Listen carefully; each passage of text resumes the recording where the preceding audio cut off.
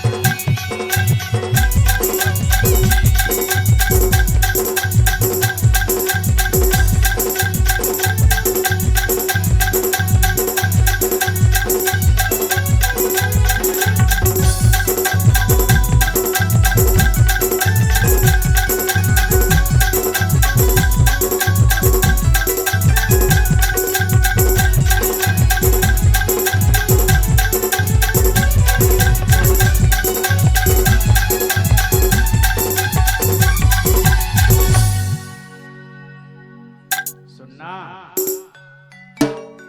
कहाँ से आ गया तोरना पाँव के पीछे का बेच दे आज सही